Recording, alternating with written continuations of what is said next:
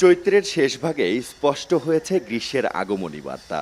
দুপুরের আগুনঝরা রোদ বলে দিচ্ছে পুরনো সব হিসেব চুকিয়ে শুরু হচ্ছে বাংলা বছরের নবযাত্রা।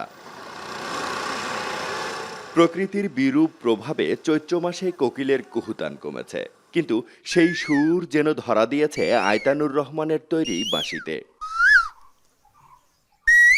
ভরদুপুরে বারান্দায় বসে বাঁশ, কাঠ, মাটি আর প্লাস্টিকের সমন্বয়ে তৈরি করছেন বিভিন্ন খেলনা।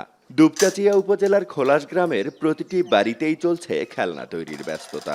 বৈশাখের টমটম গাড়ি আমরা বানাই, কাঠ গাড়ি বানাই, টাকি গাড়ি বানাই, এলা আমরা বেশি। বৈশাখ মাসে সারা বছরের ভিতর বৈশাখ মাসে চাপ হয়, খুব জুলুম।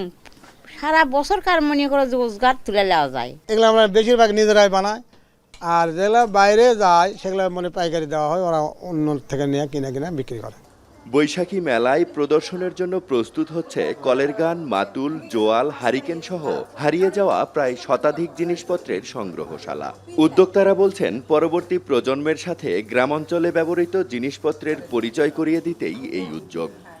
এইটা কলের গানও এখন পাওয়া যায় না, এবং ঢেকিটাও এখন আর নাই। আমরা ঢেকি ছাড়া চাল আর খেতে পারি না।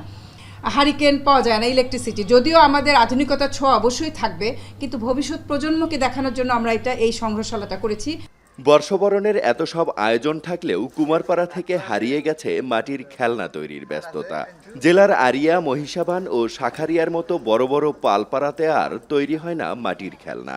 মৃৎশিল্পীরা বলছেন, মেলার আয়োজন কমে যাওয়া এবং প্লাস্টিক, স্টিল, সিরামিকের খেলনার চাহিদা বেড়ে যাওয়ায় মাটির খেলনার পরিবর্তে এ অঞ্চলের বিখ্যাত দইয়ের পাত্র বানিয়েই ভালো আছেন তারা।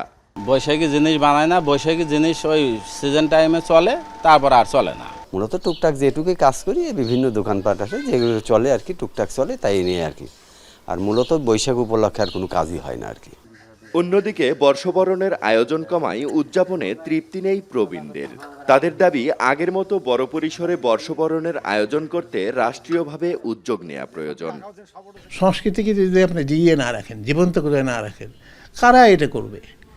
এখন এটা লোক প্রশাসন অথবা রাষ্ট্রীয় প্রশাসন যাদের উপর দায়িত্ব দেওয়া হয়, তারা এক ছোটোখাটো একটা জায়গায় করে এটা পালন করে তারা দেখালো, কিন্তু ওইভাবে গড়ে ওঠেনি কোনো মানুষ। এটাকে আবার নতুন করে গড়ে তুলতে গেলে মানে রাষ্ট্রীয়ভাবে এইভাবে উদ্যোগ নিতে হবে। বর্ষবরণে প্রস্তুত হচ্ছে গ্রাম বাংলা, তবে হারিয়ে যাচ্ছে বর্ষবরণের নানান আয়োজন আর উপকরণ। রাজীব সেলিম, এখন, বগুড়া।